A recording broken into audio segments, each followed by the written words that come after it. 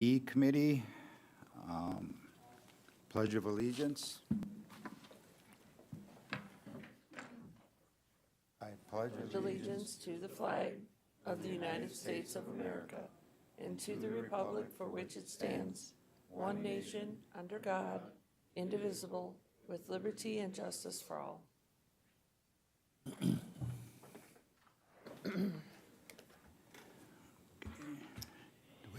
Do we have any public comment? No. Okay. Before we get started, I'd like to go around the room. Everybody can introduce themselves. I am Rick Seefeld from District 14.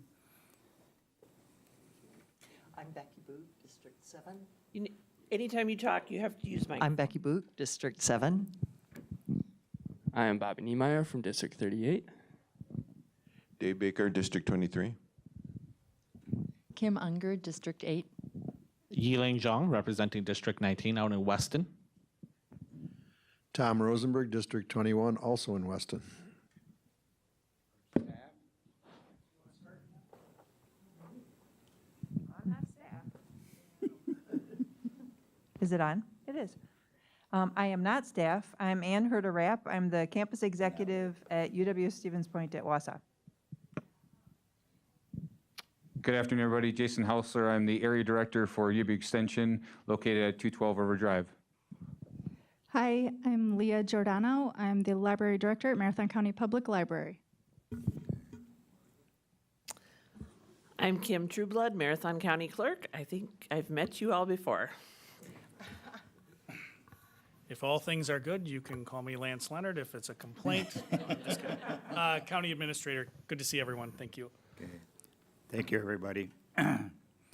Number 4, approve the minutes of the April 7th, 2022 Extension Education Economics Development Committee meeting. Do we have a motion? Tom?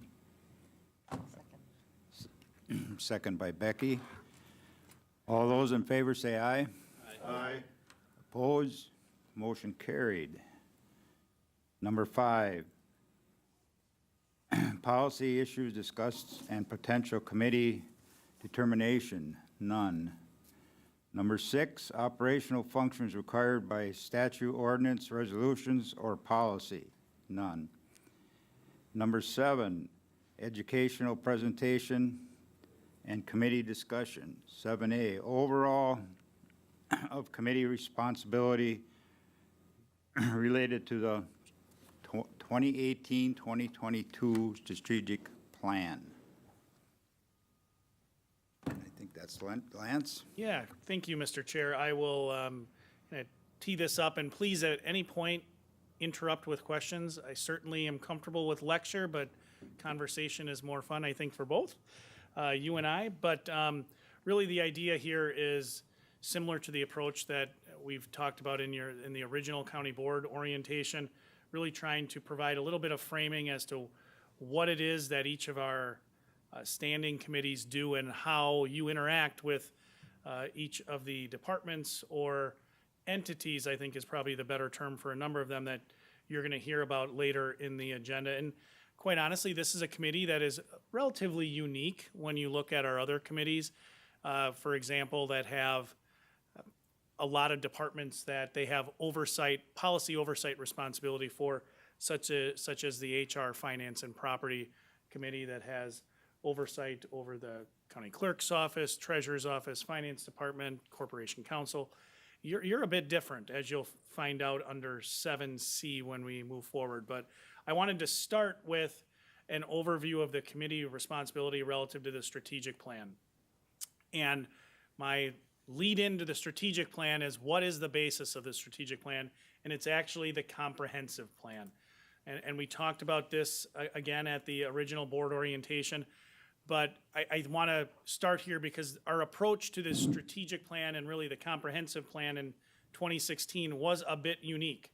And what I mean by that is under the statutes in the state of Wisconsin, counties are required to go through a comprehensive planning process. But that, generally speaking, is very land use focused, land use planning, zoning focused. And in 2016, when Marathon County undertook their most recent comprehensive planning effort, they really broadened that approach. And they focused on what we call our overarching goal, which is on the wall in the back, of course, to be the healthiest, safest, and most prosperous county in the state of Wisconsin.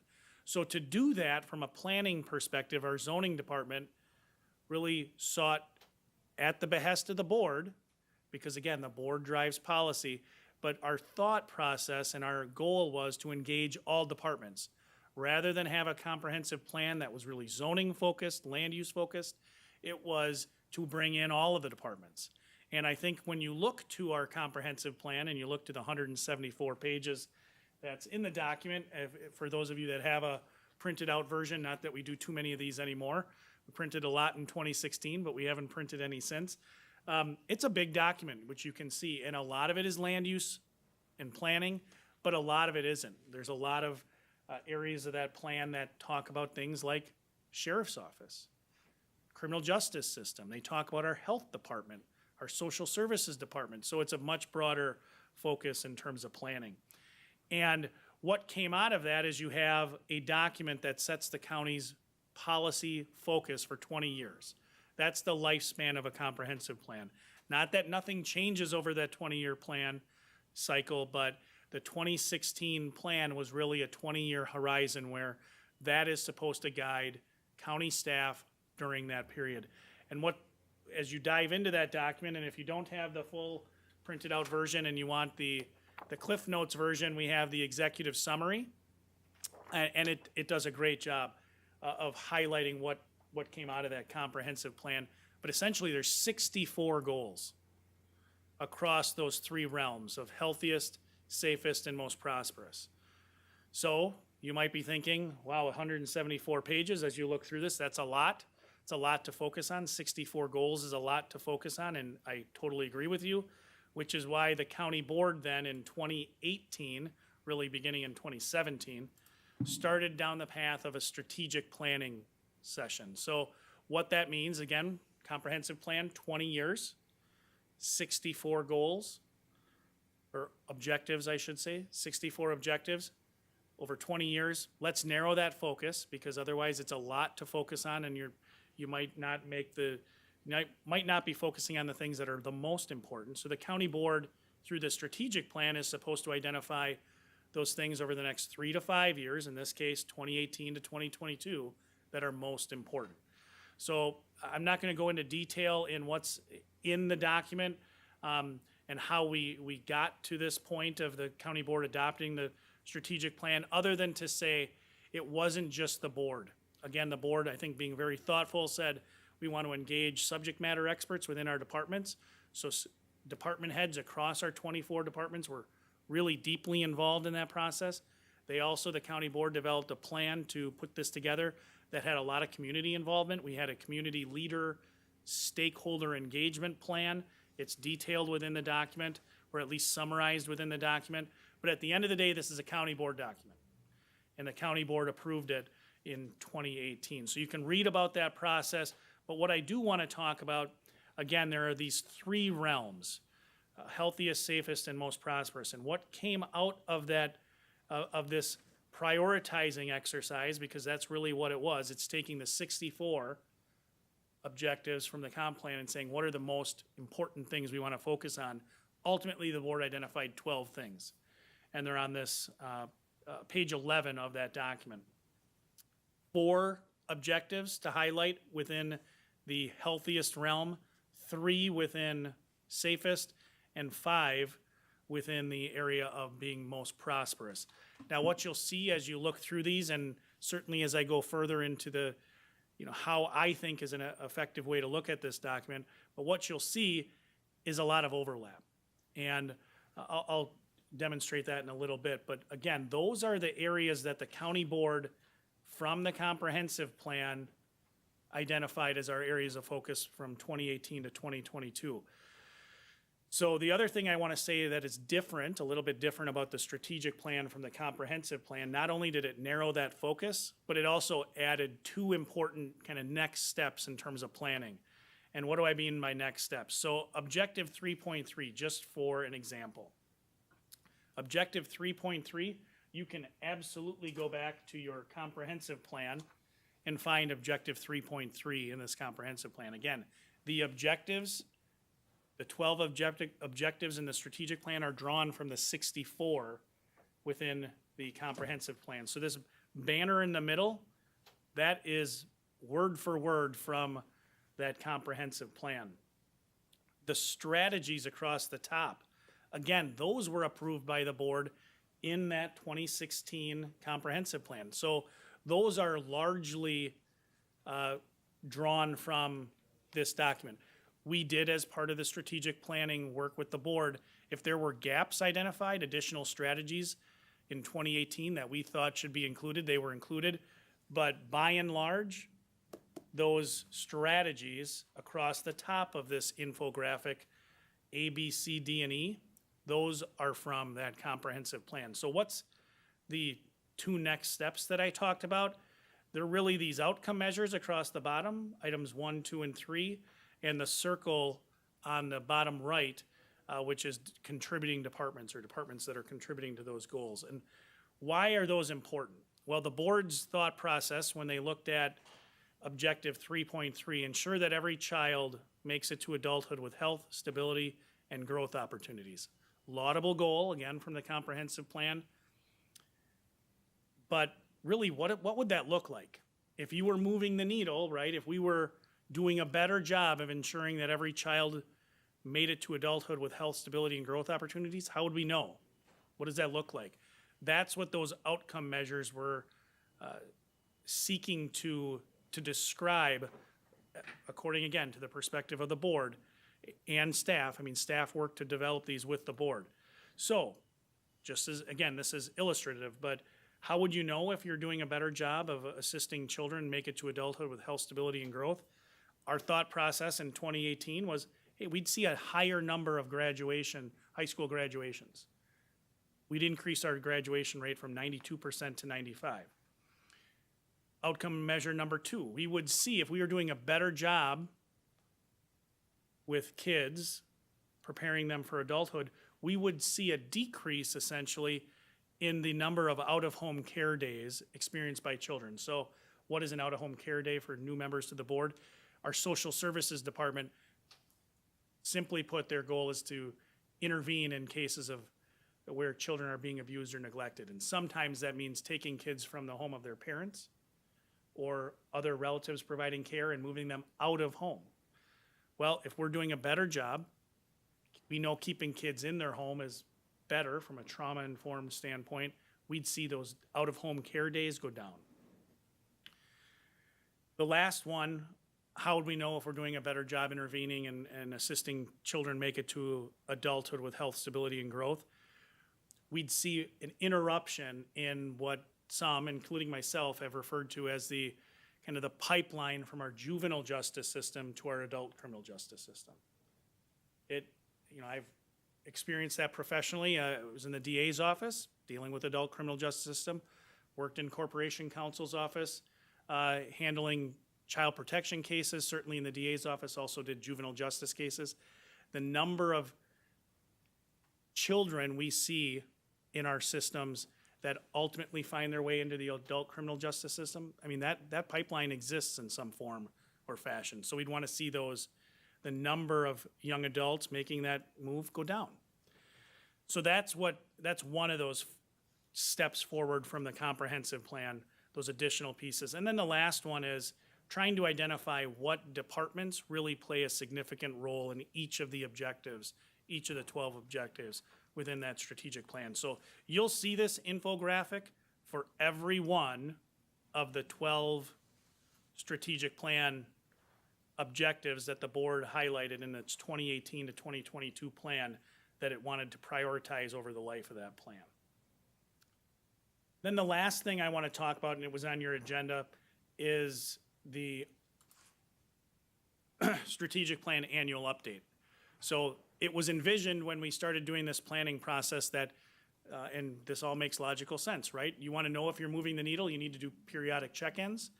So in 2020, really it was the second half of 2019 and into 2020, we started to gather data on those outcome measures to the best extent we could as staff and really report to the board, what are the things based on the board's direction from the strategic plan that staff have done to implement policy or implement programs to move us in the direction that the board directed us to go through that strategic plan. So we put together this document.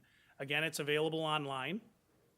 It is more navigable by point click. So if you'll see here, this should look familiar, healthiest, safest, and most prosperous. If I wanted to go to the safest section, I can click that and jump through it. But by and large, it's a very similar document to the strategic plan. It follows that same infographic approach that you'll see here. But we tried to give you updates on what staff have been doing.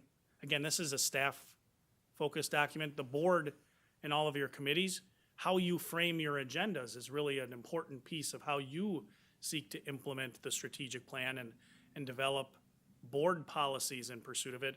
But staff we are taking our day-to-day work and tailoring that to what you have identified through your planning processes as our goals and objectives. So again, just as an example of, I'll pick, we'll go up to 3.3 since that was the one I highlighted before.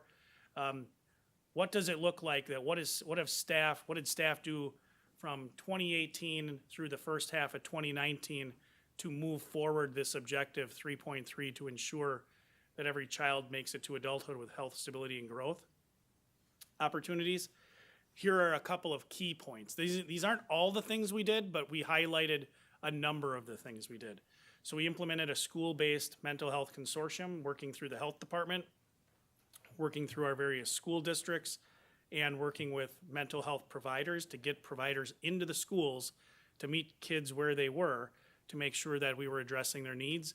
And we linked to a couple of documents in this, and you can click on it and follow to get more data.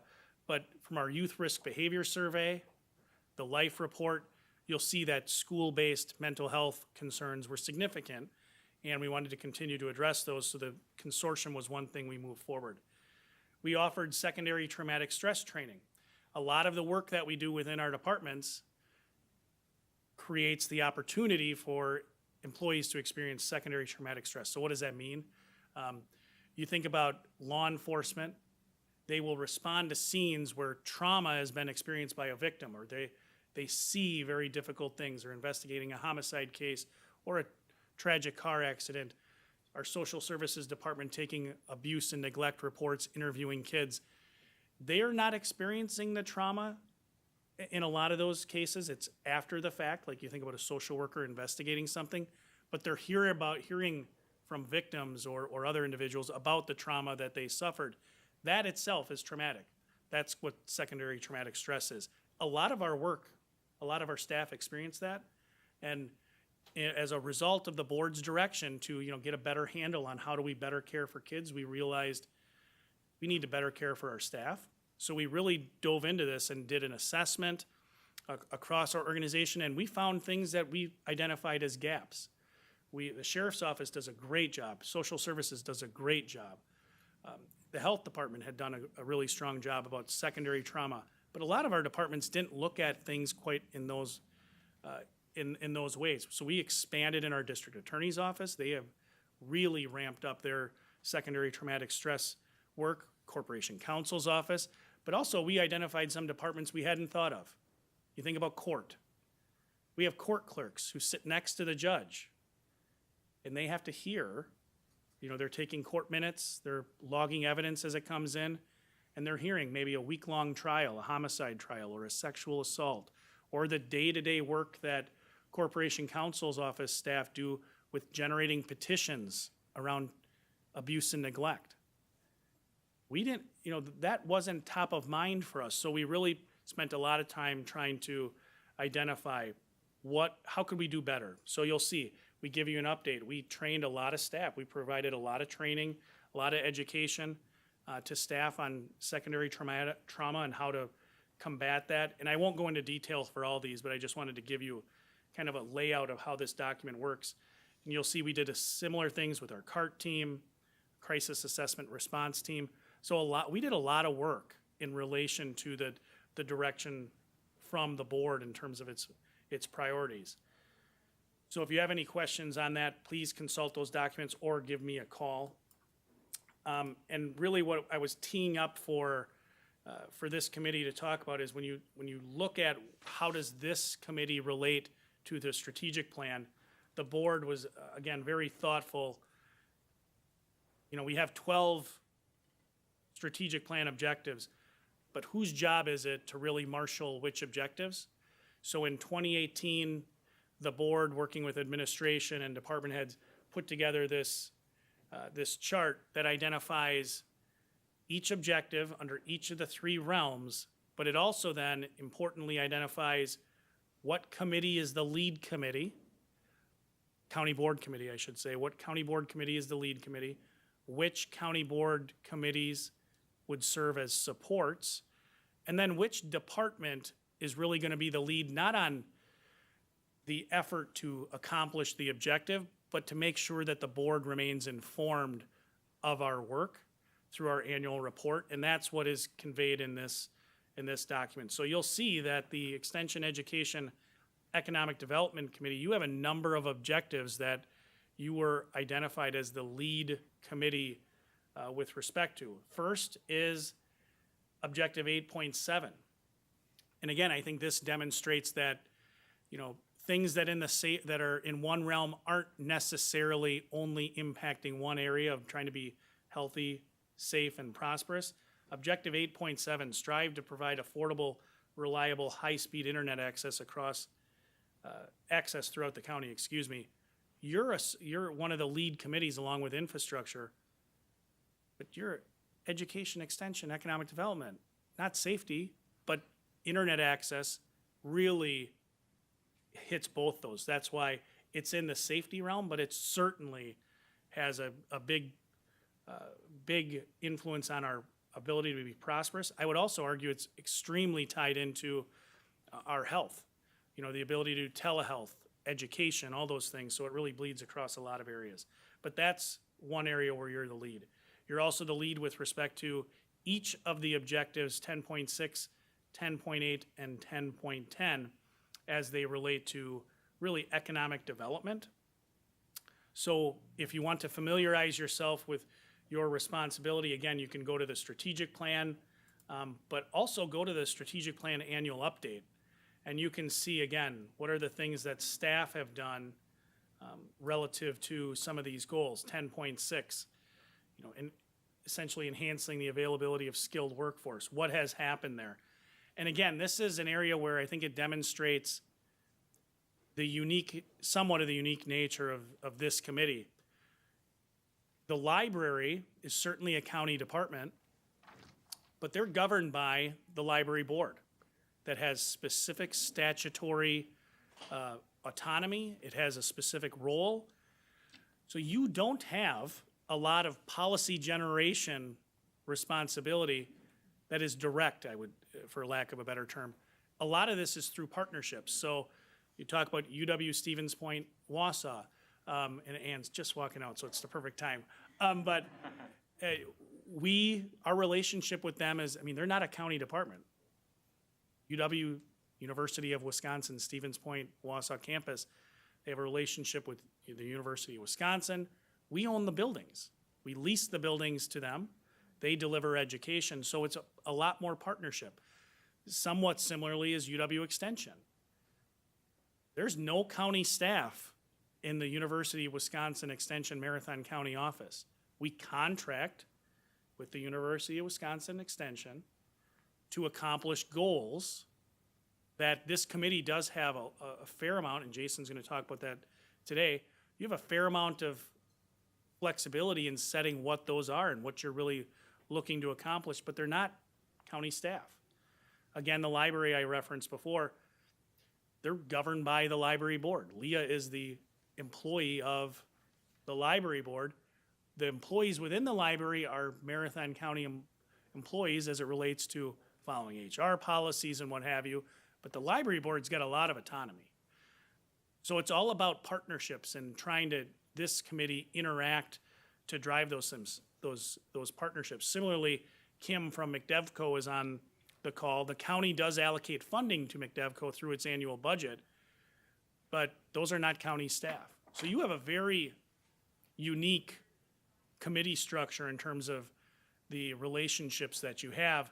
And I think that's borne out through the annual update materials within the document on your screen. You'll see that a lot of it is cooperation. And if you want to learn more, you certainly can click on some of the links.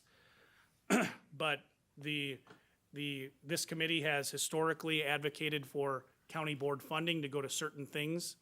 Working with the chamber, for example, that's probably the best example here, if I can find the, where the chamber.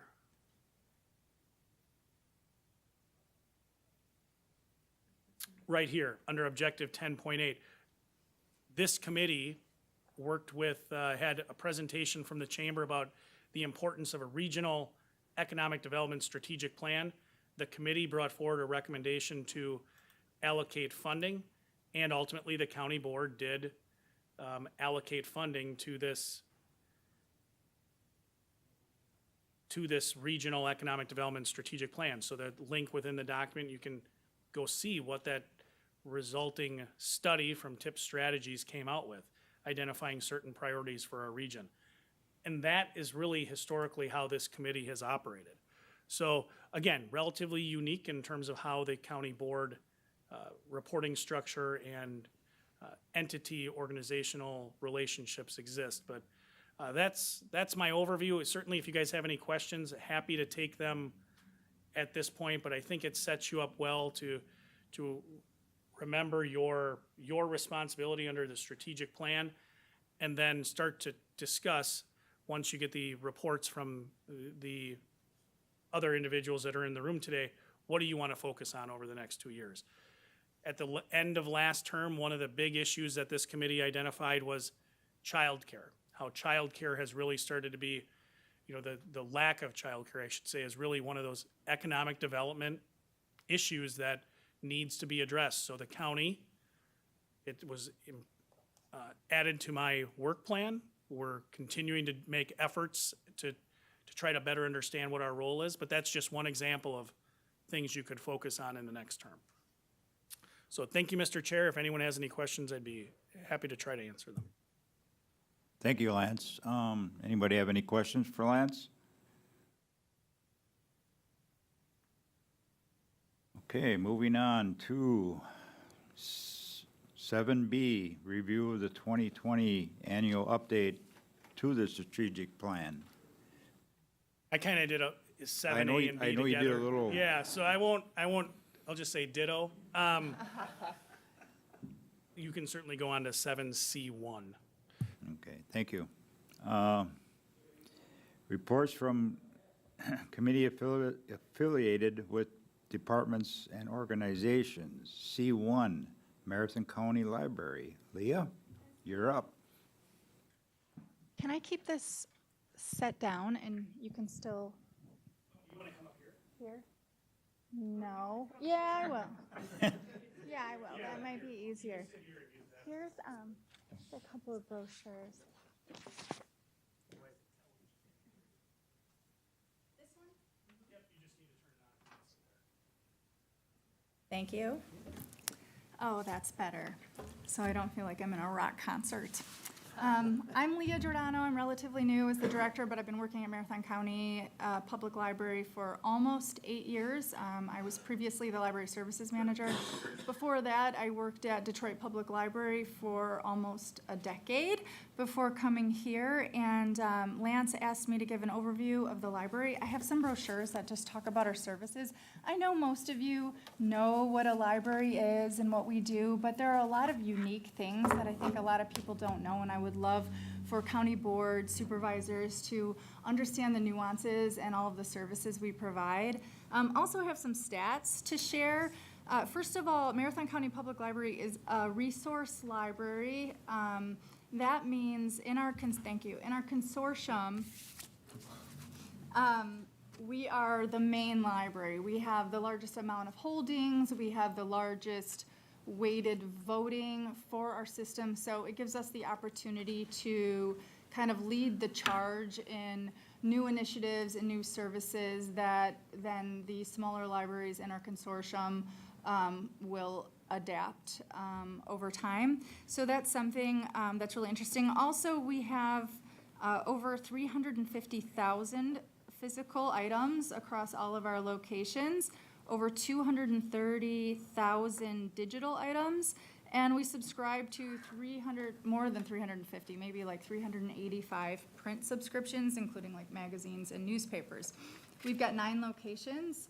That's the Wausau main branch, that's right down the street, and then we have 8 branch locations at Edgar, Athens, Hatley, Marathon, Mosinee, Rothschild, Spencer, and Stratford. So those are all of our locations in addition to Wausau.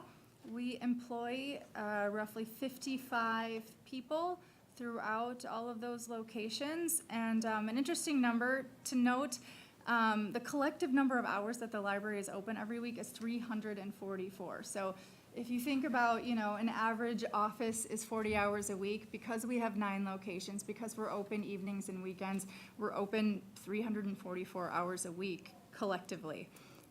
We have about 77,000 people who have Marathon County Public Library cards.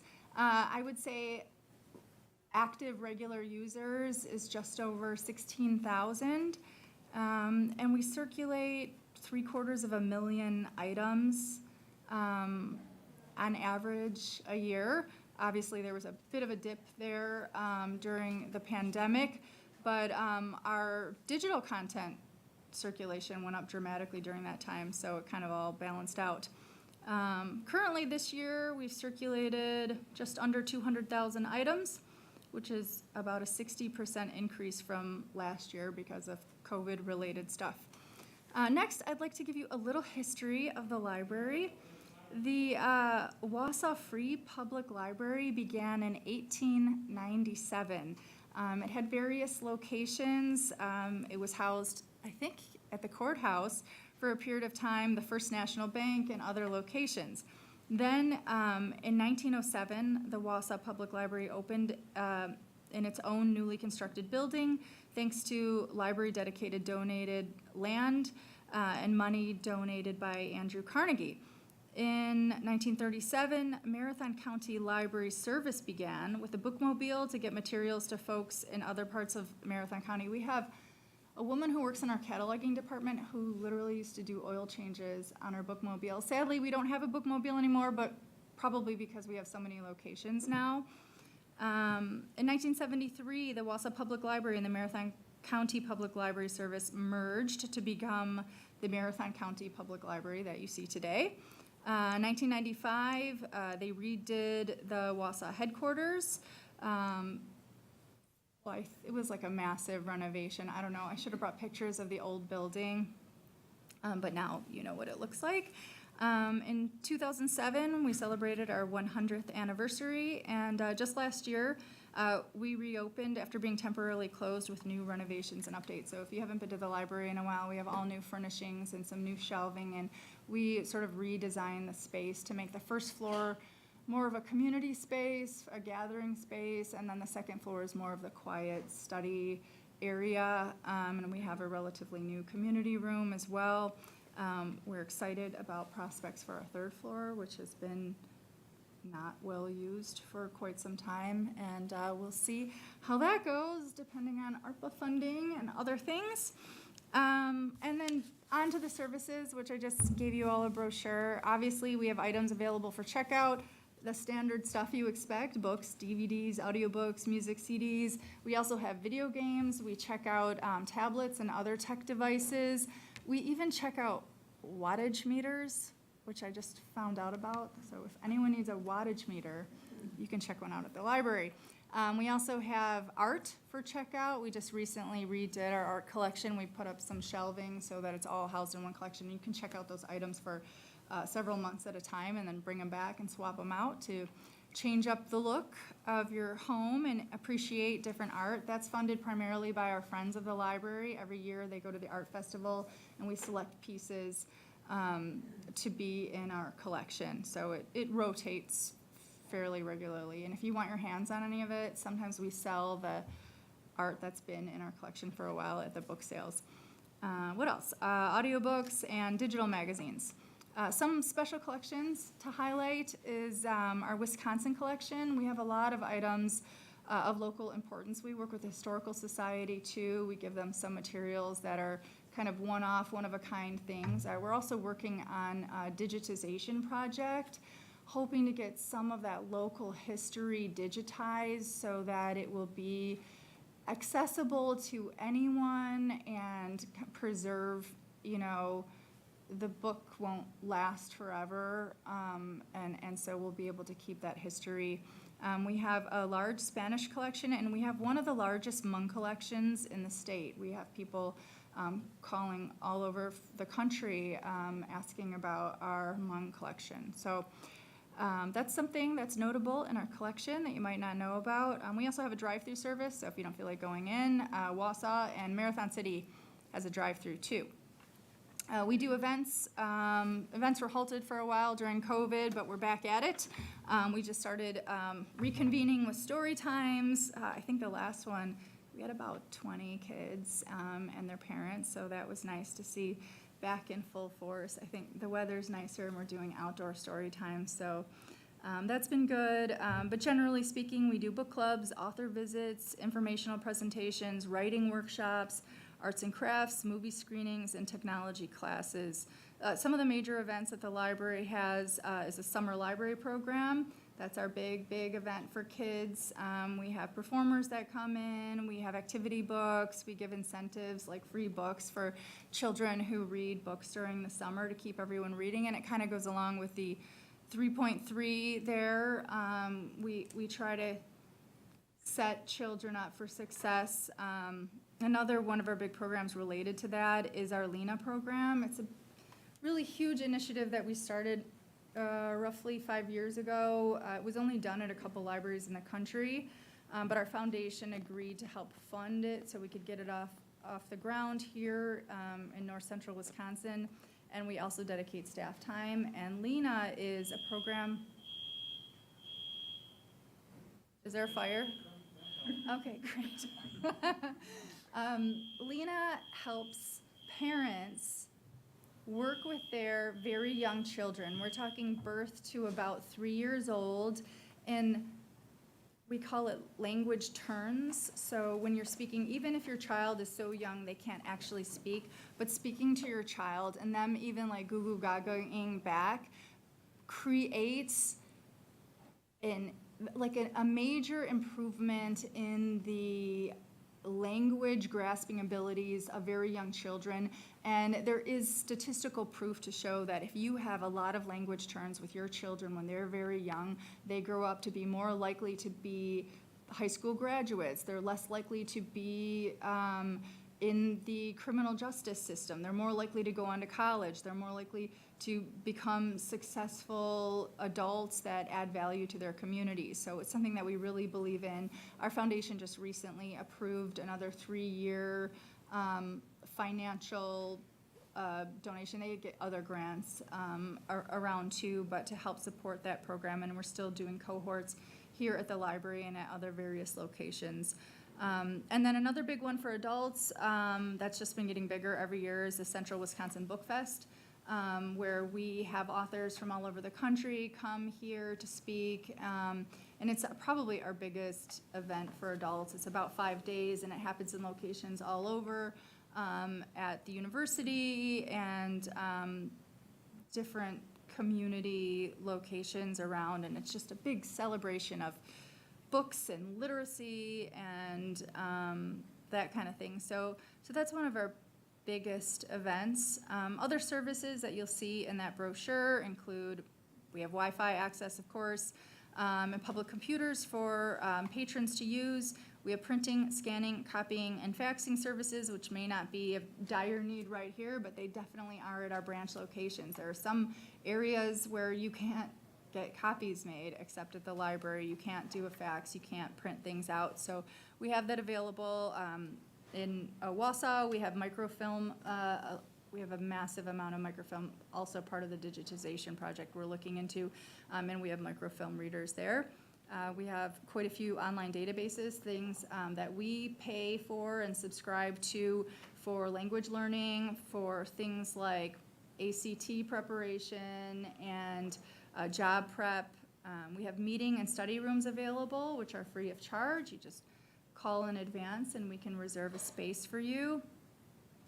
We do passports at the library. We have a notary on staff, which is crazily popular. I wish we would have done it a long time ago. We just had her get certified because a couple people have been asking, and there's not a lot of places like, I think they have them typically at banks, but if you don't have a bank account there, they won't let you use their notary services, so that's been really popular. We do test proctoring. Now we have homebound services. I have a brochure about homebound too.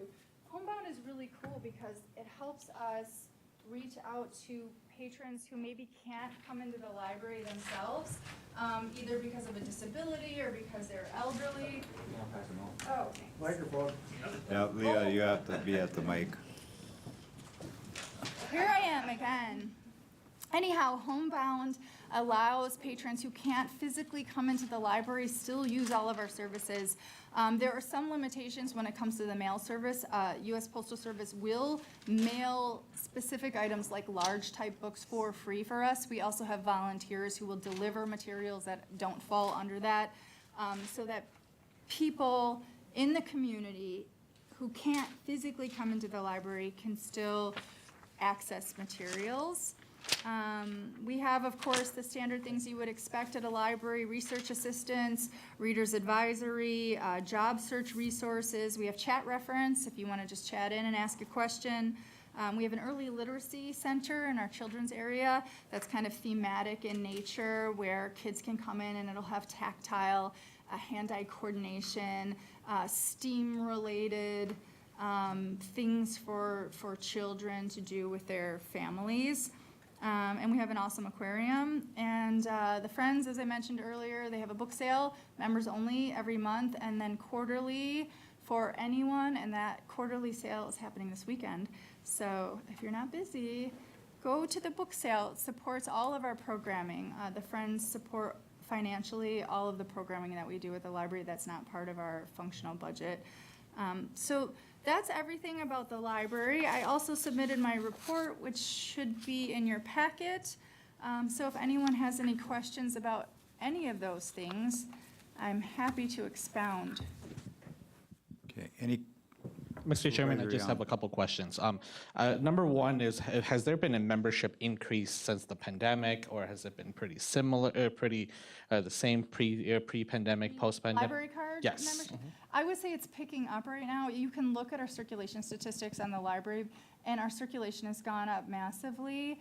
I don't know the actual numbers of increases. We did a lot of, for the first time ever, we let people sign up for a library card virtually. So if they couldn't come into the library, but they wanted to check out, we would let them do it, and then at some point in the future, they would pick up their card. So that doesn't exactly answer your question, but I would say we've had steady increases since everyone knows we're open and they're welcome to come in. It's going back to what it normally was as far as new signups for library cards. Two more questions, Mr. Chairman. The second question is, to utilize the services, such as the technology, et cetera, do they need to have a library card for them to utilize it as well? Anyone can come into the library and anyone can get a guest pass to use the computer, so you do not have to have it. But it should be known that we will allow anyone in the state of Wisconsin to get a library card, and we will serve them with all of our regular library services. And one final question: how much of the Marathon County library budget is actually county levy? Lance? oh, right on the spot. If you don't have the answer now, I can accept an email later as well too. I can get it in 2 minutes. Okay, thank you. Yeah, is there still any talk of moving out of the Wisconsin Valley Library System down to the South Central? That's a great question and something that was of import to this committee in particular. There was action taken by our board after a years-long task force looking at the pros and cons of both WVLS, our current system, and South Central Library Service, which is attached to Madison. It was determined after the task force made their concluding decision to leave the system. Then that went to the board. The board voted. It was a contentious vote, to be fair, to leave the system. And then new information came to light, and they postponed it. And now where we are in that process is that the library board decided to create an expectations document for WVLS, our current system, to say these are the things that we expect from our consortium, and they will report to our board on a quarterly basis, and at the end of the year we'll make an actual final determination about whether to stay in the system or to leave. Yep. Mr. Chair, if I may, I have the library budget in terms of tax levy in 2022 was $3,562,609. And the library does have outside revenue, as Leah referenced. It looks like $182,153. So a total expense budget of $3,754,752. Thank you. Thank you. No problem. Thank you. Any other questions for Leah? Thank you very much. We appreciate you stopping by. Next up, 7C2. Kim from McDepco is on the line.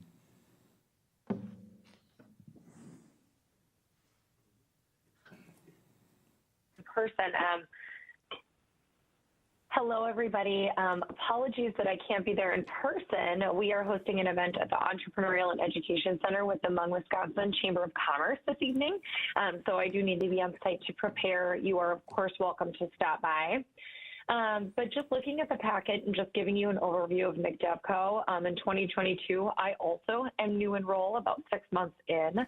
And as we navigate and move forward with the mission that has stayed pretty consistent to what it was when the organization formed in 1978, we're truly here as an ancillary and support partner for organizations, and especially the county, as we work to develop Marathon County. So the first point I'm going to touch on is gap financing. And just to clarify what that is, gap financing is meant to be an additional equity injection for startup or expanding businesses as they're looking to finance or expand their current operations. It is a really great program. We can do up to 20% of total project uses in partnership with a primary lender, which decreases the amount that the business owner needs to bring as equity to the table, which is great. So we obviously have two separate loan funds that we leverage, and you can see the funds here. During COVID, no surprise, any lender will tell you that they were not administering many loans. They were focused on PPP. And similarly, McDepco was focused on grant administration, which I'll talk through. But we've got the Marathon County Revolving Loan Fund and the City of Wausau Loan Fund. A lot of effort and time has been spent in this space. It's one I'm extremely passionate about, being a business owner myself, and it's something that we've seen a lot of traction. So there's going to be 2 applications going to our loan committee for approval to fund in the next less than 30 days, and we've got a lot of traction with our local financial institutions as well as businesses that are expanding or starting in Marathon County.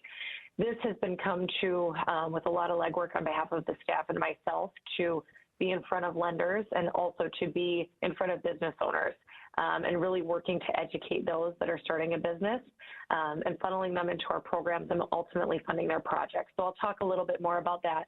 But a 10,000-foot overview of our loan fund, here it is. And we've got a lot of traction coming into the summer months with some funds that should hopefully be approved and dispersed in Marathon County. So it's very exciting.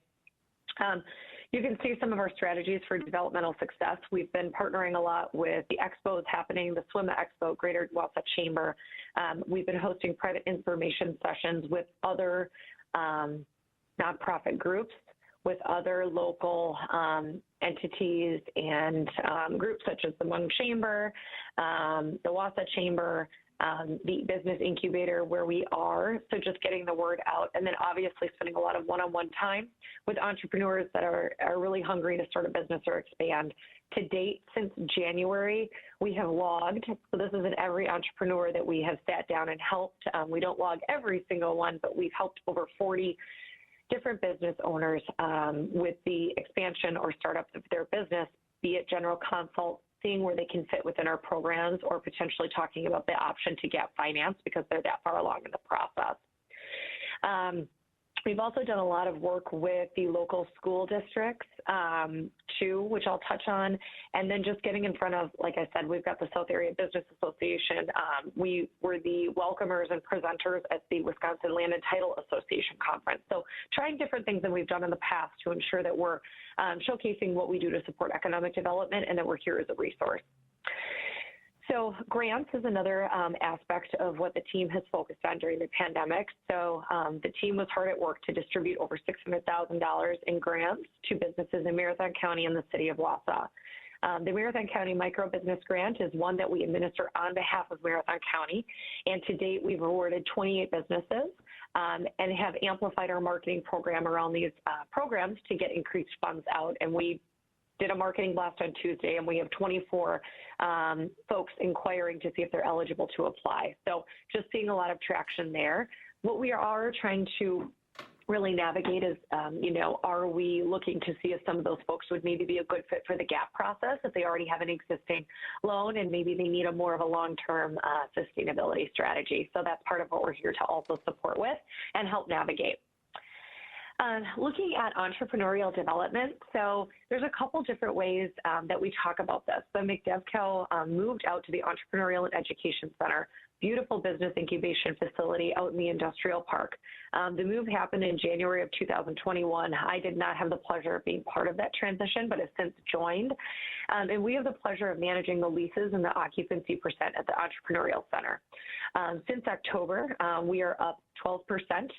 With occupancy, and that's been led by a lot of strategic efforts to showcase the space, hold information sessions, and really open our doors to educate the community on what we have to offer.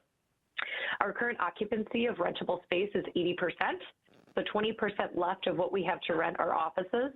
No surprise, we are full in the manufacturing sector of what we offer for business incubation and have started a wait list. So the true idea of a business incubator, if you're not familiar, is to incubate these businesses for a period of time, and then ultimately they would grow legs and establish roots within Marathon County, potentially with the help of GAP financing. And while they're here, we're really making sure that we're funneling them into the programs that we have to help strengthen their business. So you can see we've done some past events, really a lot of youth outreach. DC Everest Schools has been in for tours with their Young Entrepreneurs class. We'll be doing some work with the Wausau schools this year and also touching on our homeschool groups in the communities to make sure that they have access to what we have to offer. Not everyone is going to take a traditional path and go to a four-year school, and some of these entrepreneurs are already working out of their homes, and we'd be a really great complement once they're done with high school to transition to the incubation space. So making sure that we're educating them on that journey also.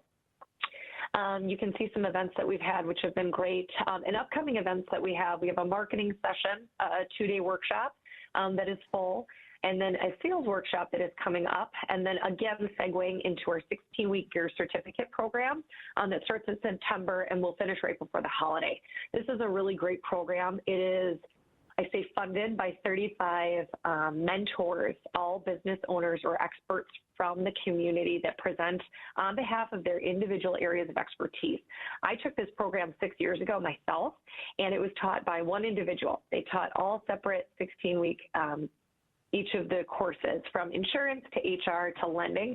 They did a fabulous job, but it's been really cool to see the evolution of this program, and we have an experts from each of those fields teaching relevant content each week through this program. The end result is we have a Shark Tank panel, which we call Dolphin Tank because we say that we're nicer than sharks, where they're presenting to local lenders and business owners and really fine-tuning their business plan.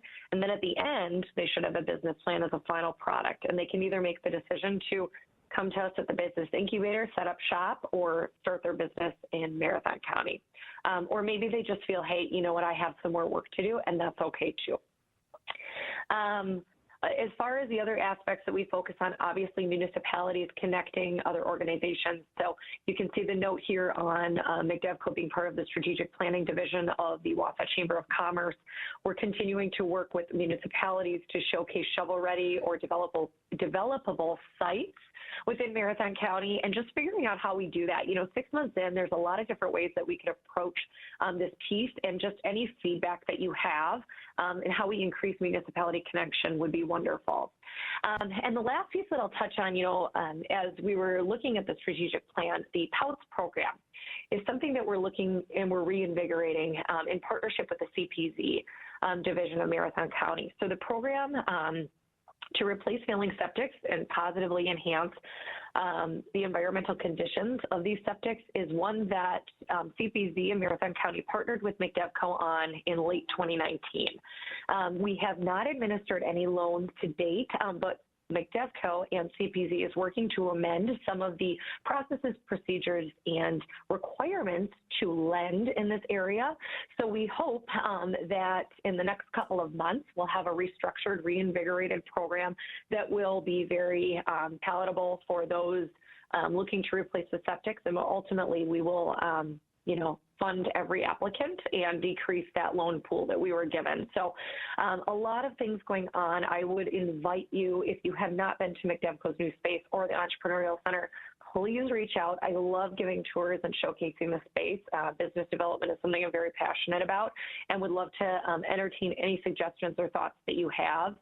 We're at a very exciting point where obviously we have 4 new supervisor appointments to our board from the county. So very excited to welcome them to our board meeting on the 16th. And I'm very excited to update you, next time we meet. And I should be able to be there in person with you.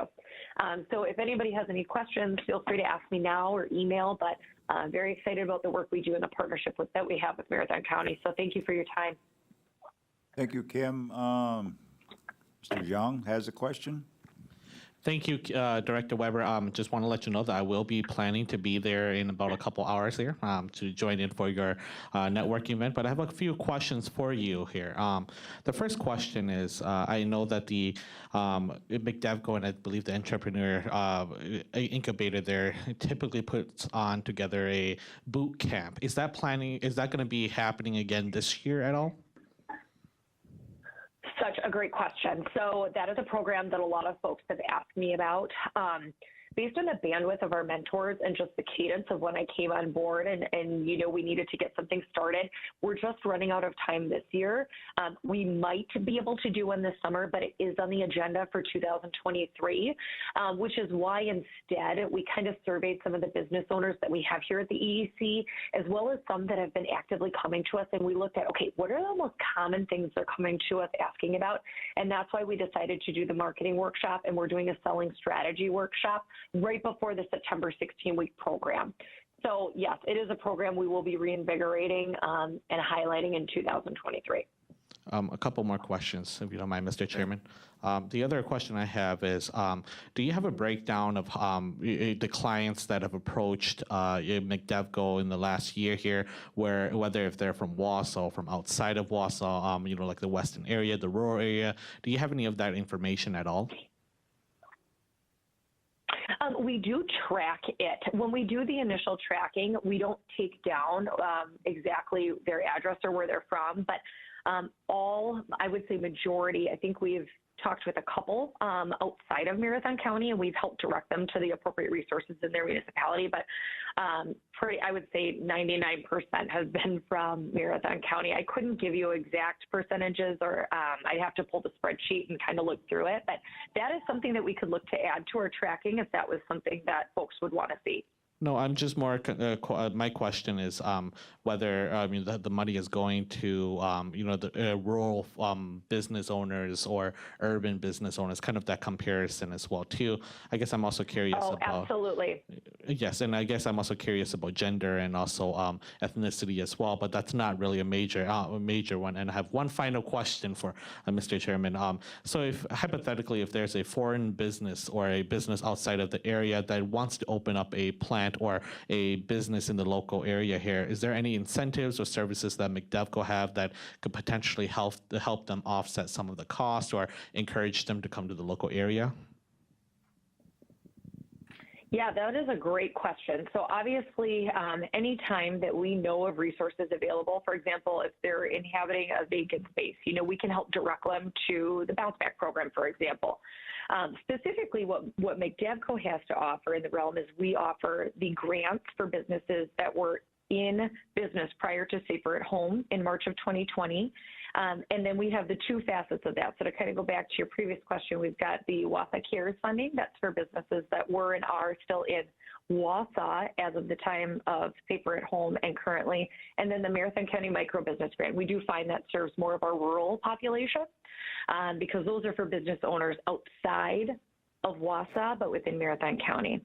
And what we offer truly is the gap financing. We don't have any additional programs for them moving here outside of directing them to bounce back or offering our low interest gap financing programs, as well as the educational component if they need additional resources as they're navigating that. Thank you. Thank you, Kim. Any other questions from the committee?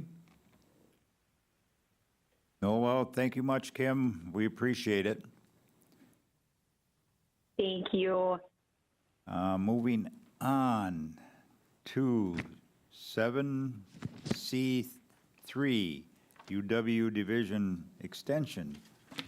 Mr. Haussler.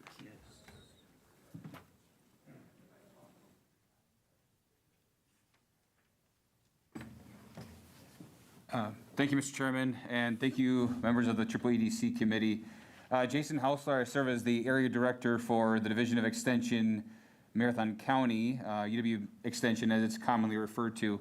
I also oversee the offices in Portage, Clark, and Wood counties. So I serve most of central Wisconsin. I have the largest geographic coverage of all of my counterparts, and so I'm happy to be here today and thrilled to give some time to kind of the background of Extension, both organizationally and here in Marathon County. So what I handed out that I didn't include in the packet is a draft of our annual report. I didn't include in the packet because it still is draft. I found actually there's some typos that we got to correct and some other things. So before it's set in stone in public record, I better get that stuff cleaned up, right? So it is there.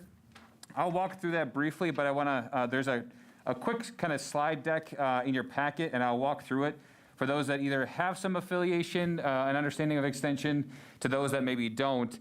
I'll give you maybe the 5,000-foot view and then bring it down to the local office here in Marathon County. So we are a division of UW-Madison.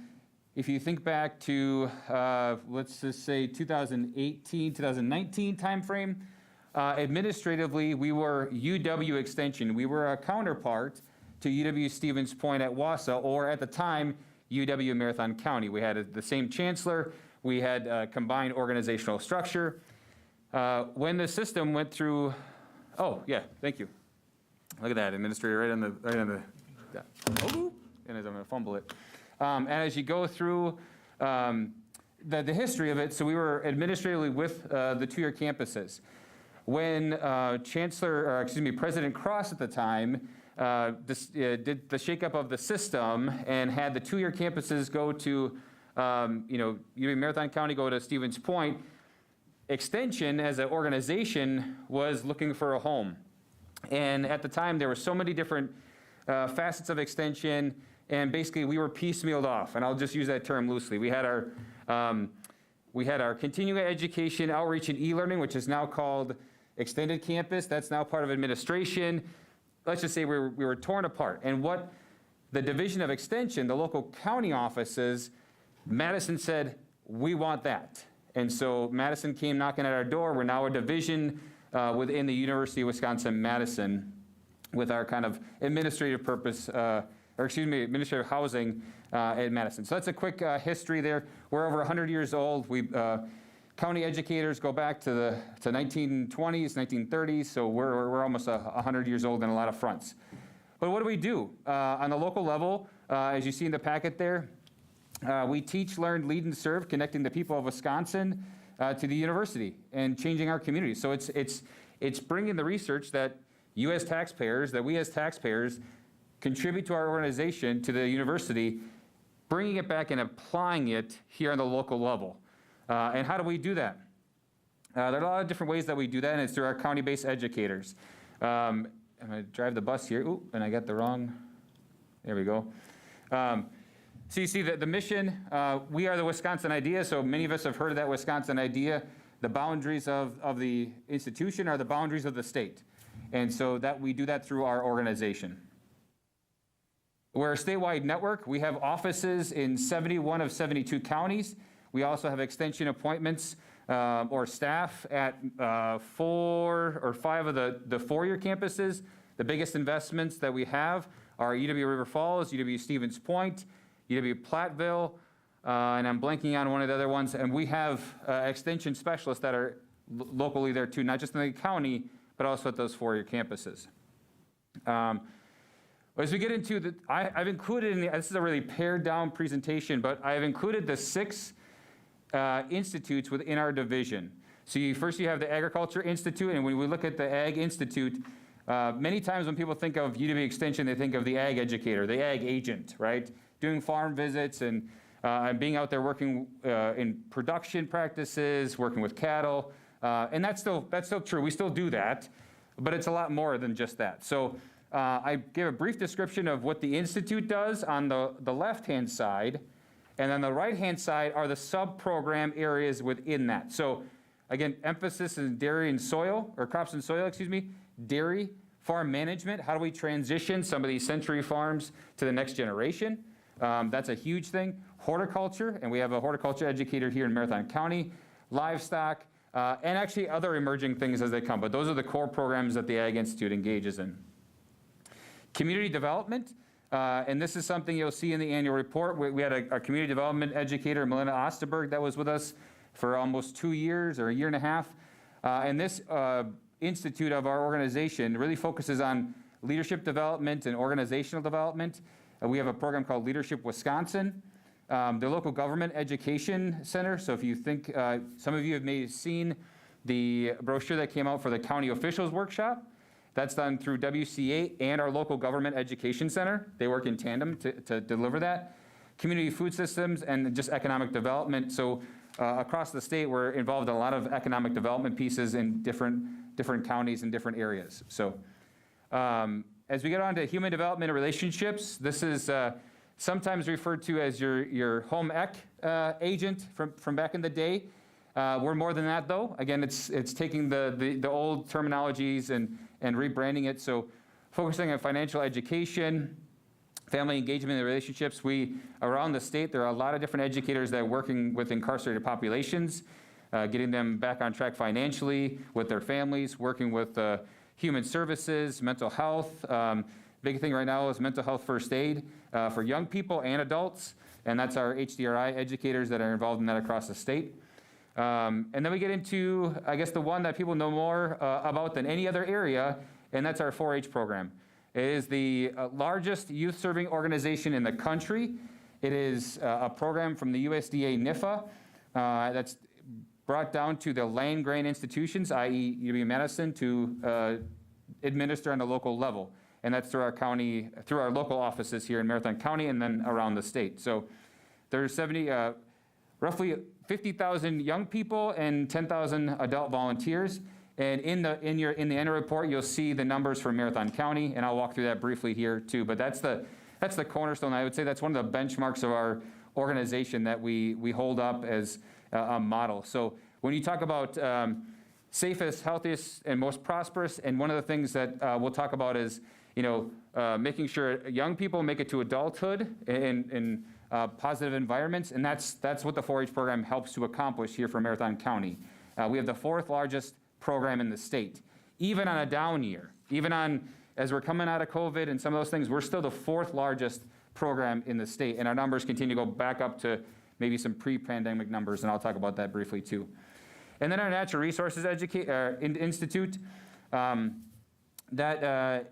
it's the lesser known of it, but we have a natural resources program specialist, Chris Tiles, in our office. And she serves a wide geography. We have a natural resources educator out of the Wood County office that serves Marathon County, not funded by Marathon County, but does serve our office here. And that's Rachel Whitehair. And this is really focusing on, as you can see, the programs on the right-hand side, invasive species, woodlands, water quality is a huge thing right now, and they're engaged in a lot of water quality pieces. Actually, the last biennium budget, the governor put in $2 million just in ag for extension, earmarked for ag and extension, and we hired 3 water quality specialists across the state. 1 is devoted only to central Wisconsin. I mean, specific to central Wisconsin, going to be housed at at Stevens Point with Kevin Masaryk, and focusing on the central sands so that it would include part of Marathon County, Portage, Wood, Waushara, and down the road there. So I think I'm behind on the slideshow on the screen. And then the last thing is our health and well-being program. This is our FoodWise program. This is a product of the SNAP program, SNAP education dollars, appropriate to FoodWise. And we have, right now we have two physical bodies, less than 2 FTE here in our Marathon County office, but we have other educators from around the area that are serving Marathon County, which lends itself to one of the slides later on about how we're funded. And that goes beyond that too. So it's other rural health initiatives.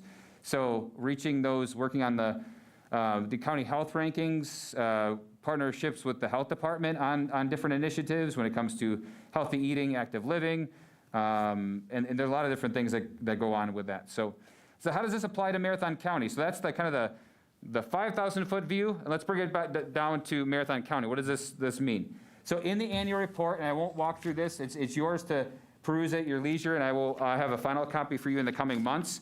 But Marathon County does contract, as Administrator Leonard said, it's contractual services. So all of the staff in our office at 212 River Drive, which I would invite you to stop down at any time, introduce yourself to the staff. I can bring them in too. They're there to help and support all residents of Marathon County.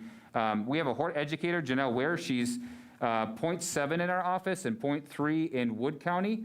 She's shared across the two, but her focus is hort therapy. So when that position was identified by the committee at the time, focusing on not just digging your hands in the ground to get your hands dirty and growing a crop.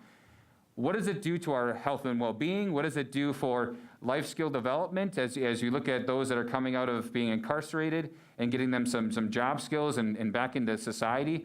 So actually the plot at the corner of Grand Avenue and Thomas Street, if you notice that, it's the Gaining Grounds Garden, and that is staffed or operated, I guess, in somewhat by us as extension to bring in those from Addict Services that are on Huber release, other different things to bring them in, help them grow, and then donating to the neighbors, not the neighbors, the food pantry. Oh my gosh, I'm thinking on the neighbor's place, right? Yeah, there you go.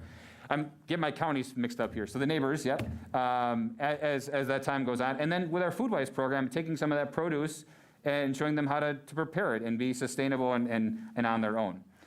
So Janelle is there. She's our hort educator. And then if we get into pages, community development, we talked about Melinda. She focused on broadband and the broadband task force. So as you look at 8.7 in the strategic plan update, our office was heavily involved with that. We're still involved with that, so we do staff. Kathy Johnson from our office does staff the broadband task force, along with Nor and Sarah and other folks and Tasha that are helping with that. So we've been involved in that, and we are involved in it on a statewide level. We have 2 broadband specialists with an extension that we can leverage at any time that have been involved with different things too. So we don't have that position any longer, but we've been able to find a way to still work with the county to make that that need that the county has a reality in some administrative capacity. Our health and well-being educators, you see Tammy and Gao are on there. Melissa just left our office, so we're finding backfill. And again, you can kind of go through each of these and the impacts that they're having. The FoodWise program is 100% federally funded. No county dollars are on those positions, and I'll talk about that and how we're funded here in just a second. And again, it's through the SNAP education program that we're able to have this for Marathon County. Because you have an office open here in Marathon County, you get those services, I'll just call it quote-unquote free of charge. You do provide an office space for them, some small technology, but we bill back printing, we bill back some of that phone and computer services to the state. And then let's get into, kind of go through that in the annual report. And then ag education. So Heather Schlescher is our ag educator. She's primary focus is dairy. Marathon County is a huge dairy county. So she offers those services across not just here in Marathon County, but across the region. So within our area, Clark County being the #1 dairy producing county and Marathon County #2 in the state. It's a huge need that we have here in Marathon County in central Wisconsin. But one of the other emerging areas that she's working with is those that farmers in stress and farmers with mental health crises. You see the number of farms that are going out of business, the number of farmers that are in crisis, and farm suicide is at an all-time high. And she, because of the direction of this body, has taken on some of those roles and tried to infuse some of that into her programming and go down that path. So you see farmers in stress, and I don't have the page numbers. This is why it's a draft. I need to get page numbers on here, but that is listed in that section there under what she's doing in that area too. So, and then lastly, our 4-H program. So you contract with Holly Lurson, who's our 4-H educator, and then Jasmine Carbajal is not funded by the county. She's funded through donations from the 4-H Leaders Association. She works part-time here in Marathon County and part-time in Wood County. We've originally had 2 staff members in that program area. We just were able to hire Jasmine into that position. She comes from Montana State University, moved back to central Wisconsin. We're glad to have her on board. And she's doing an amazing job. But these are 2 new staff members, and though you can see on some of the last pages there, again, it's not just for farm kids. Roughly 179 kids live on farms. The rest live in the country or live in the cities. So it's not just for farm families. We're really diversified in our areas. So you can see project enrollment, a lot of arts, a lot of environmental science. You can kind of get into the nitty-gritty. Animal projects are still a huge need, so that's 218 kids are enrolled in some sort of animal project. So that's just a quick snapshot of 2021 in our organization here in Marathon County. So how are we funded? Supervisor Zhang brings up a good question about where does our money come from and how we're funded. So as you see on one of the final slides in the packet, if I can bring it up, there it is. I like to use the analogy of we're a 4-legged stool, and Marathon County is one leg of that stool. So yes, we are appropriated money through the county through tax levy. We couldn't do what we do without the county support. It really is a huge partner of ours, and we're very thankful for that partnership, and it's been an ongoing partnership. I think Marathon County 4-H had a centennial or a celebration. I know Wood County is going through theirs right now too, so we're over 100 years of having extension here in Marathon County. We get the state of Wisconsin, so we're part of the UW system. So not just Marathon County dollars, but we have state dollars appropriated through the University of Wisconsin system, which we're part of Madison. So Madison gets appropriations through the system, and then that funnels down to our specific division. I don't know what that number is for our specific division, but yes, that's part of our funding when we look at the state funding part. The U.S. federal government appropriates through the Smith-Lever Act funding for extension, and our state allocation through the land-grant universities is $9.6 million. And that is devoted strictly to extension services across the state of Wisconsin. Madison doesn't take that and then absorb it into the Madison budget. It's specifically for extension in the state of Wisconsin, so we do get that from the federal government, and that's applied across multiple areas within our organization, not strictly just for our county-based educators. And then also we get kind of our local dollars, our regional, state, national grants. You'll see on the next slide as you get into the pie chart, we have, again, I said the Leaders Association have put in dollars for that 4-H position. We get smaller pots of money, smaller grants that come in to support our programming. And the estimation for this next year is roughly $52,500. So the table breaks down how we're funded. So the Marathon County portion is the tax levy. So the bulk of our resources in our organization is our people, is the human capital that we have to be out there serving the people, working with the people, and delivering educational programs.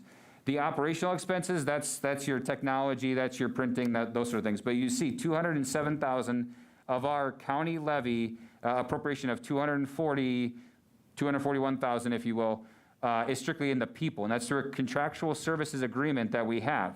So it's when you pay for educational services through extension, you don't pay the full cost of the educators, you pay a percentage. Now, I will say that with a caveat. Janelle is 100% county funded, and so between 2 counties. And then Kathy Johnson, who's our administrative support, working with the previous committee, it was cheaper. We had a county support staff. It was cheaper to go through the state because of the fringe rate and save money to the county by going through the state, so she's also contracted services. But the county does save money by going in that direction. So then you get to the extension portion. Where does extension kind of reciprocate this? So this educator salaries that are on contract, so those contractual services are reciprocated through other fringe rates and that sort of thing, so it's divided up between that. So there's a flat fee that the county pays, and the rest is picked up by extension. So Heather Schlescher, Holly Lurson, you pay a flat fee of $45,000. Again, we can go through the contract later on. $45,000, but that's a full-time position, and extension covers the rest. So even though their salary might be more and their fringes might be more, that's all covered by extension. My time, I'm a state employee. There's no county dollars on me. This is, again, we used to have a department head in each county, and they consolidated administration. So instead of a department head in all 4 of the counties that I serve, I'm one amongst 4. So percentage of my time is here. I'm working with the staff, keeping the doors open and lights on, and managing the staff and managing the resources that the county has that is so graciously given to us. So my time is on there. Like I said, food-wise is 100% state/federally funded, so there's no county dollars on those 2 individuals that are doing work specifically here in Marathon County. And then we also get support technology. So we have state licensures through UW-Madison that we reduce the burden to the county, if you will. So our office licensures, they're not covered by CCIT. We work with CCIT. They use our licenses on the county equipment. We have other services like Adobe and Zoom that are all state contracts that we leverage for our local educators that the county doesn't have to pay for. So it's a minimal investment of around $3,500, and then you can see the grants and other donations that we get in. So, if you look at those numbers, Marathon County is funding us, our total office, and this does, I will take a page out of Administrator Leonard's book and say, the numbers tell you one story, but this does not include our facility, so the county does invest in our facility and the electricity and keeping the lights on and the heat and stuff like that, so it's not 100% accurate. But the county investment of $240,000 is roughly in that 40%, 43% of our entire budget annually for the Marathon County office. And then extension covers roughly a half, and then about 10% from those grants and donations. So that's just a quick rundown that I think it's important to note. When you see our budget here in Marathon County, you don't see the additional extension contribution, because that's money that doesn't even come into the county. So the things on the extension side of things, in that part of the chart, in the midsection there, that doesn't come into the county to then pay out. It's contractual services, so extension covers the entire bill. So all the educators are paid by the state, and then they invoice the county for their share at 2 times a year with those things. So with that, Mr. Chairman, I think I've been going on long enough here, and I can talk more. You can come and see me. I'm happy to sit down with any of you. I love the work that I do. I was a 4-H educator prior to this role. I started with Marathon County in 2017, and I'm from Wausau, so I'm glad to be back serving my home county. Yeah, with that, Mr. Chairman, I'd entertain any questions if you have them. Thank you, Jason. Mr. Young, Supervisor Young. Thank you, Mr. Chairman. Just a question for you. I noticed that in your report, you stated that Melinda Osterberg resigned from her position as the community development educator, and unfortunately, the position was not able to be filled. Can you elaborate a little bit on that? Is it because there was no applicants, or was the position defunded? Yep, so a little bit of both. From the county side of things, and in the previous committee, and in consultation with Administrator Letter and the Community Development Institute. So there's in the clause in the contract that the county signs, a co-investment. So Melinda's position was co-funded, so half covered by the county, half covered by the state. Both parties have to agree on the direction of that position to refund it. Marathon County was willing to go forward, and I would invite Administrator Leonard to help me with this. The need was for broadband, and that's a need. I mean, that definitely was the need. The state had said, we're not willing to fund it as it was before, let's rethink this. And the county said, well, if you have a broadband specialist, we'd be happy to refund part of that, move that forward, but we have different needs here in Marathon County, and we can find, I think Nor is a special projects person that can help with that. So it was mutually, I guess, agreed upon that this wasn't the best investment at the time. So I don't know if I got that exactly right, but. No, I think you hit the high points that you'll recall, perhaps Supervisor Zhang, in the budget discussion relative to the 2022 annual budget. I referred to it in my presentation, and it's in the administration office section, about a pilot program of a special projects coordinator for the same reasons Jason referenced. The work we were doing relative to broadband required things that were, and this is an oversimplification, but they were outside the big bucket of education as that term is defined loosely by extension. Things like, working closely with grant applications in certain ways. That extension, for all valid reasons, said, that's really not the work that we do. But for the county, as it related to broadband expansion, the direction of the board is those things are really important for us to achieve the expansion we wanted. So as Jason alluded to, the determination was made by the board essentially through its annual budget. Let's try a pilot, which is what I referred to it as, of a special projects coordinator within the Office of Administration. So we took approximately $20,000, put that in the Office of the Administrator budget. I found some other funds to essentially fill out a special projects coordinator position to address some of the broadband need, but that certainly doesn't mean in the 2023 budget, which is gonna get started just quickly here, that we don't perhaps return to that, to extension for a economic development coordinator or some other position like Jason has talked about, all the other things that extension has done. But that was the direction that was taken in 2022. Thank you. I mean, Mr. Chairman, there's one other document, and I think Administrator Lander for that help on kind of how that conversations went. And again, we're very supportive, and actually, I remember at that committee meeting, I'm like, hey, I support it too. I understand it. We didn't have anybody in that position. I understand the county's needs. I'm not the sole executor of making those decisions. I take the feedback from this committee. I take it back to the appropriate leadership within the institutes and the program areas and I'll just say I try and broker deals at times to make sure it's a mutually beneficial agreement. But it just wasn't panning out. The other thing I want to draw your attention to is the other page that I didn't refer to is the page after the budget is kind of that mind map. So those that were part of the committee a year ago this time, or just before, it was January of 2021, this is where this body, as an oversight committee for extension, really can help us prioritize some of our work. And we have certain educators and there's certain objectives that they need to meet, like 4-H and youth development. Managing a 4-H program is a full-time job itself. I think Chair Seifeld would attest to that, and it's a lot of day-to-day management.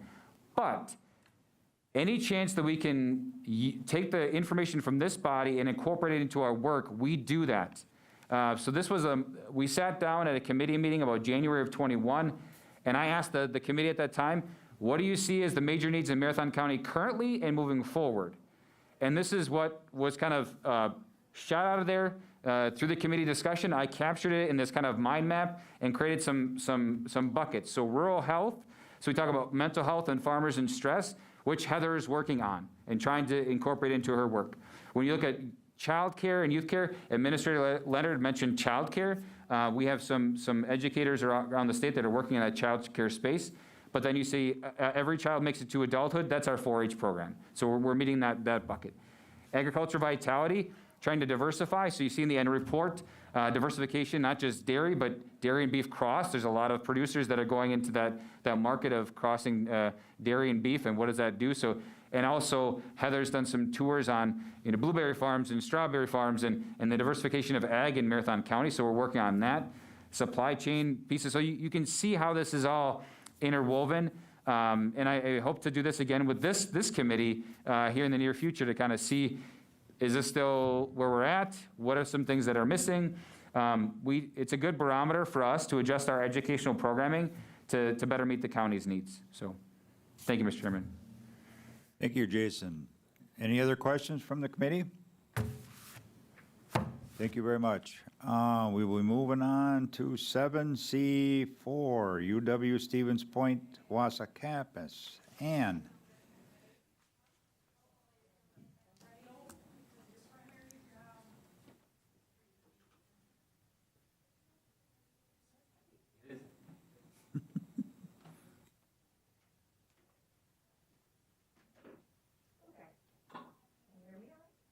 I turned it off. I'm sorry. Now, can you hear me? All right.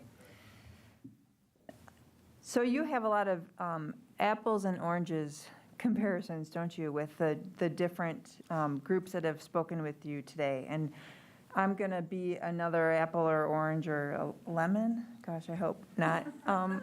No. I'm Ann Herder-Rapp. I'm the campus executive at the UW Stevens Point Wausau campus. And I've been in that position since 2018. For 20 years before that, I was a professor on the campus. So we have been around for, gosh, I think it's like 1938 in some form. We were a normal school first in the proximity of where our main building is now. And then over time, several buildings were added. We became a 2-year campus of the UW system. We were tied to Madison for a period of time. Change is the operative word for us. So we were a Madison campus for a period of time. Then we became part of a 2-year network in the UW system, 13 2-year campuses. So we were UW Marathon County for a very long time. Before that, we were UW Marathon Center.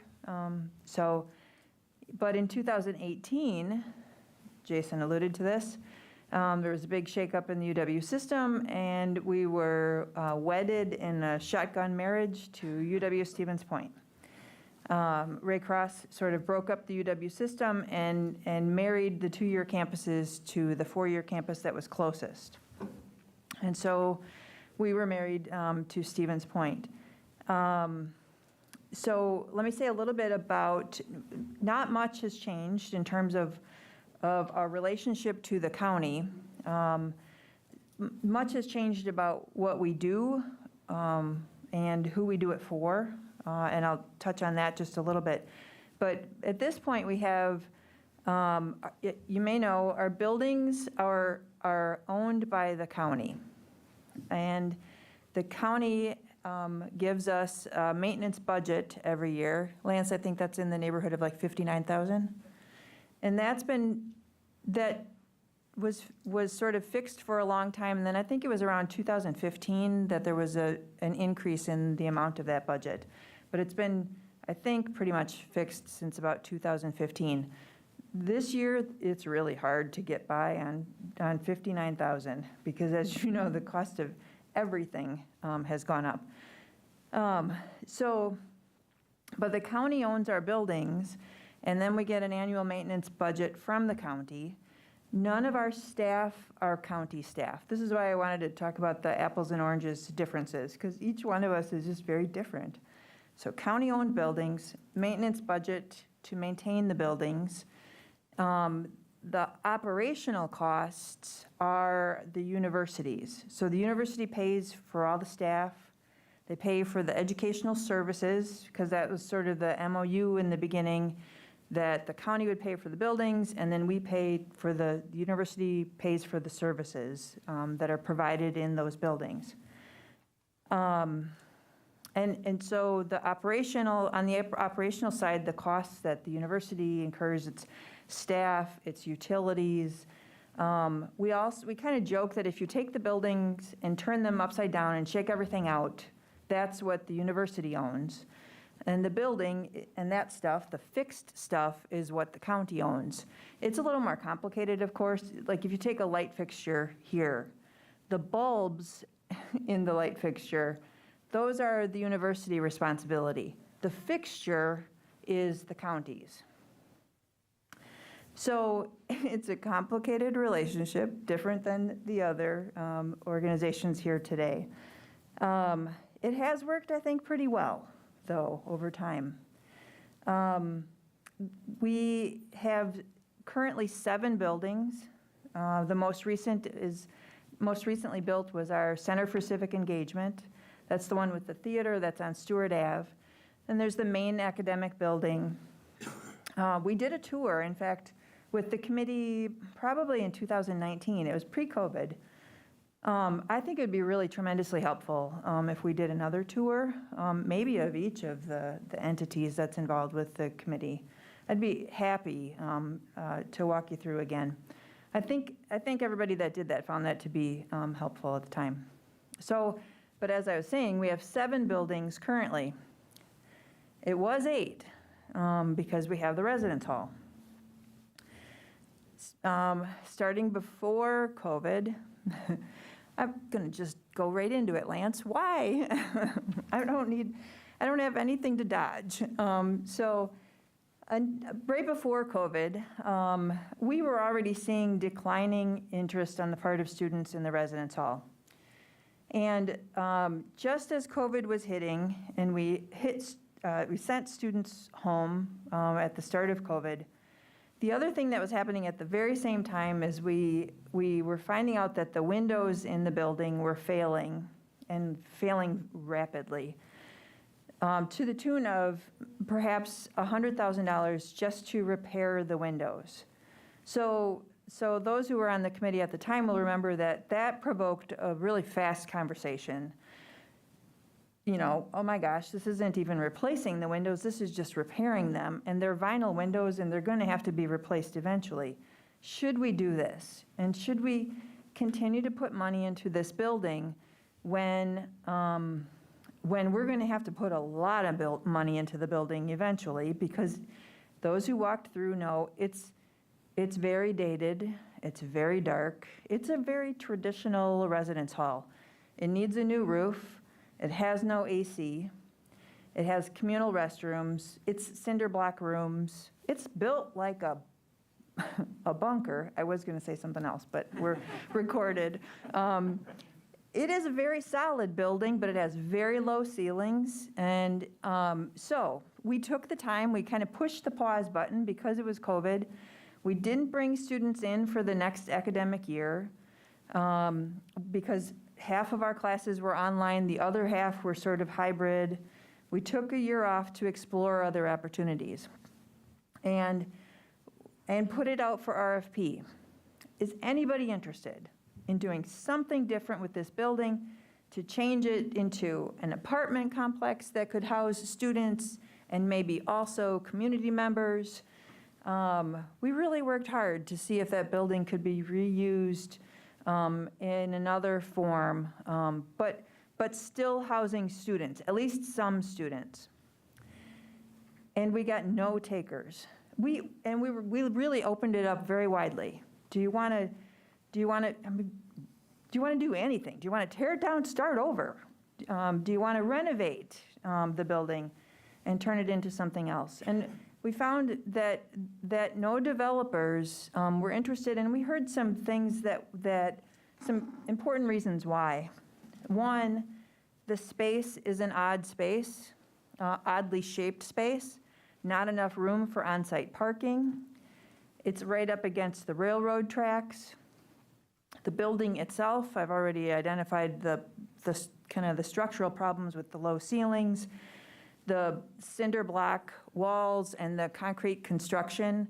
The low ceilings mean it would be terribly difficult to run ductwork between those rooms to actually have heating and cooling in the building, in a 3-story building. So we were at a bit of a loss, and I think we even looked at other ways, like do we, is there another way to put this out for RFP to get get some more interest? So we really beat the bushes and still got very little in the way, actually no interest in the building. The university and the county talked and with the committee and agreed that from a university point of view, because we had so few students that were interested in living in the hall, we should just return the building entirely to county management. And so that happened as of January 1st. Our staff are still assisting with some of the maintenance in that building.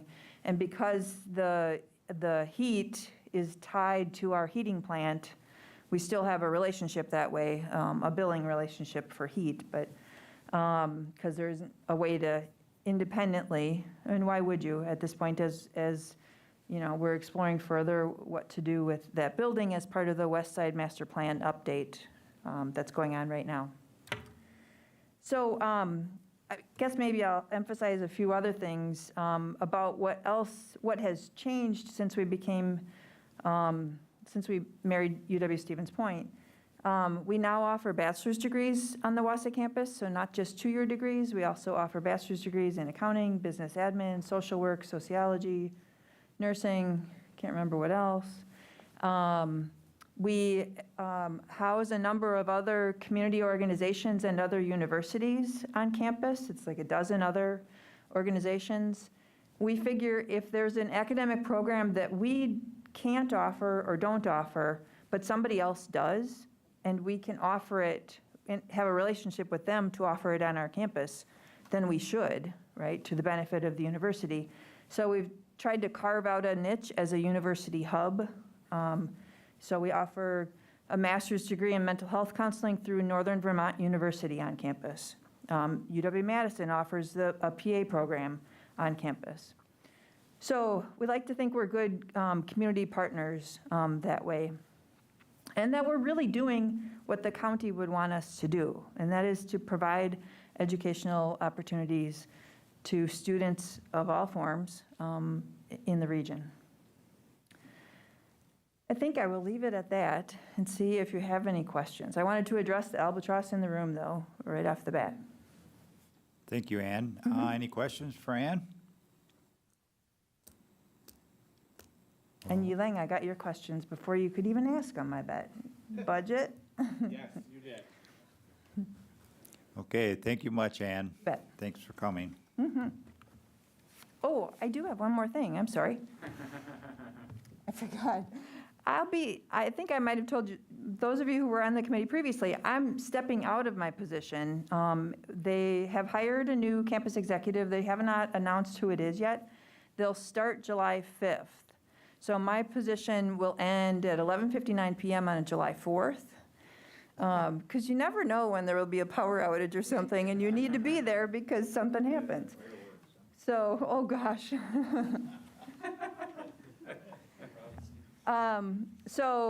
Right, so hopefully at our next meeting, I'll be able to update you on who that is. And then I have a transition plan in place so that you'll be introduced to this person very early, because I think it's really important that you all get to know them and they get to know you, and that I think, continue to cultivate. I think we have a really good relationship with the county, and I hope we can continue to cultivate that. Okay, thank you, Ann. Good job. Moving on. 7, D, discussion of work of the past term and discussion of focus for the upcoming term.